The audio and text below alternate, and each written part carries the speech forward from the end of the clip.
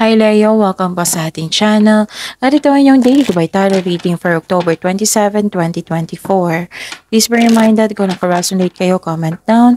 Kung hindi kayo naka-resonate, ibigay niyo po sa ibang kasi channel reading po ito. This is for you Leo ngayong October 27, 2024.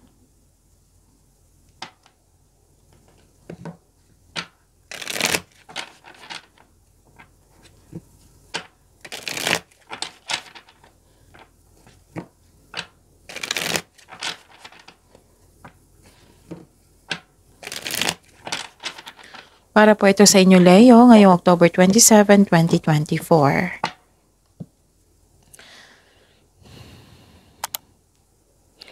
Maraming salamat po sa inyong patuloy na suporta at maraming salamat din po sa mga hindi nag-skip ng ads.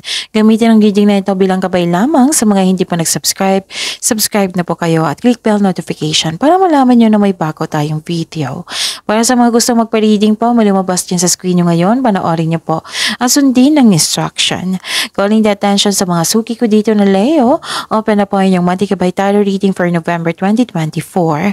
May 6 months from now reading tayo at love life reading po. So message me, Leo, for schedule. Maraming salamat po.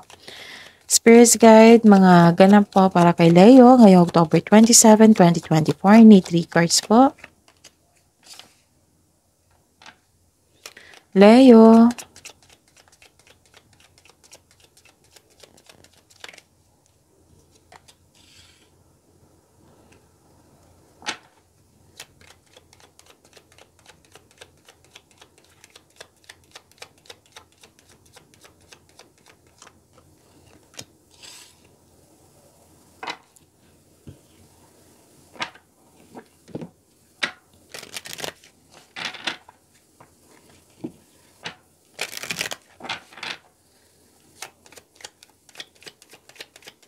Spirits Guide. Message po para kay Leo ngayong October 27, 2024.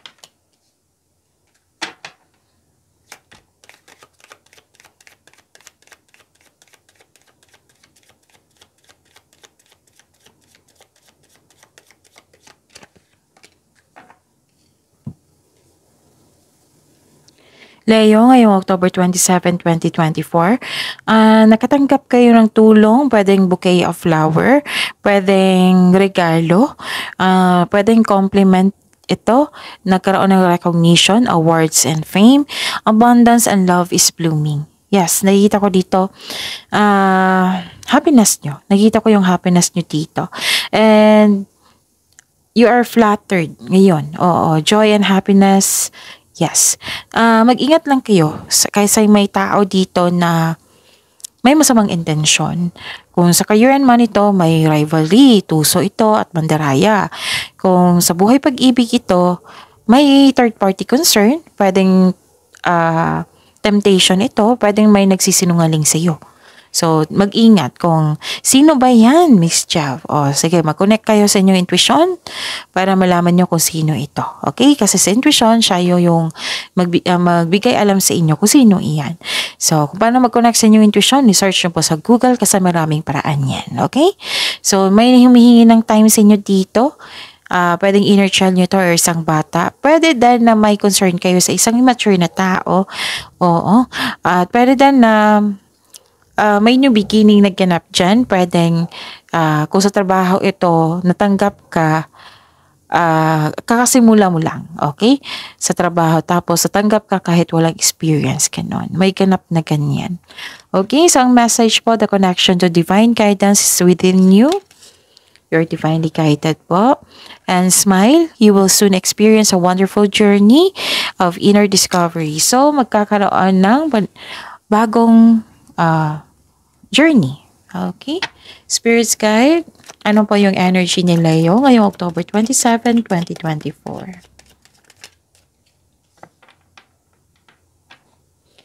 The clarification of this card po.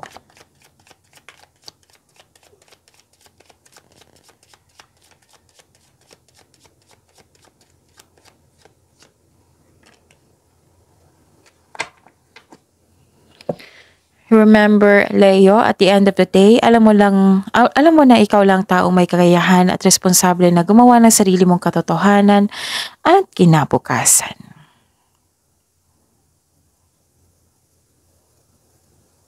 Okay. Okay. Leo, may nakita ko ditong wealth, family, time to, nag-spend time ka sa family mo, tapos inheritance. May matanggap kang mana, pension, retirement, o masaganang ani ng buhay. So this is a clarification of your card here na may nagbigay sa iyo or nakatanggap kayo. Spend time sa family, nag-save ka rin para sa inyong sarili at sa inyong pamilya. Yun. May posibilidad na bibili kayo ng property ngayon. Full support ang iyong mga kapareha or family mo sa iyong plano sa buhay. Tapos humingi ka din ng payo dito sa mga wiser, sa mga elders, okay? Pwedeng regarding ito sa pag-handle ng kaperahan. At nakita ko rin dito na lumabas nga. Di ba may sabi ko sa inyo, may concern kayo sa immature na tao dito. Andito rin siya. Nakaka-encounter ka ng immature na tao, ayaw makinig, mahirap kausap. Nagkaroon ng frustration kasi walang progress yung proyekto mo or goal mo sa buhay. Gusto mo mag-shortcut para matapos na ito. If you want to see the results, build concrete plan without rushing. Spirit's Guide, Career and Money po. Kunin ko na ito kasi lumabas. And the clarification of this card po para kay Leo pa rin. Leo.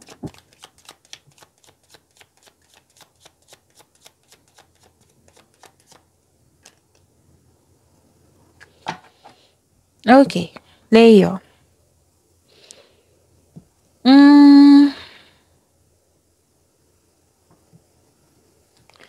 To achieve a success in career and money, kailangan mong mag-focus. Comes with determination and clear intention.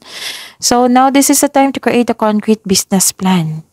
You should have a clear intention, focus, and a plan for action.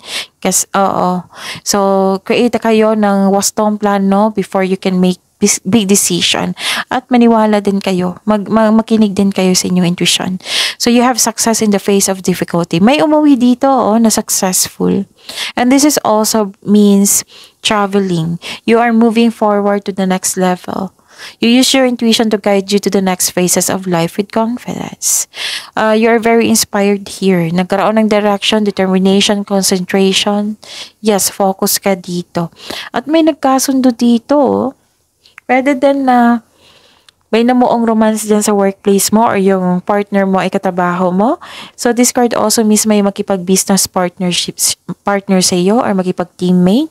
Gusto mo yung career mo ngayon dahil nagbibigay ito ng financial stability sa iyong buhay at nagagawa mo yung passion mo at the same time. Spirit's Guide, Love Life, Self-Love, Partnership, and Romance ngayong October 27, 2024. And a clarification of this card po.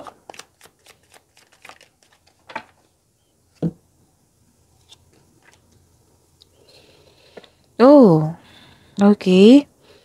Maraming salamat po sa patuloy na tiwala at suporta sa ating channel. At maraming salamat din po sa mga hindi nag-skip ng ads. May dito, deception. So this is a clarification of your card here na may dito. May mabubulgar na sekreto. May sekretong mabubulgar at magkakaroon kayo ng honest conversation. May malalaman kayong sekreto. May sekreto kang malalaman ngayon o malalaman mo na kung sino ang taong manloloko or nanloko sa iyo. So makinig talaga kayo sa inyong intuition. Mataas ang inyong intuition dito. So listen to your intuition kasi may manloloko dito.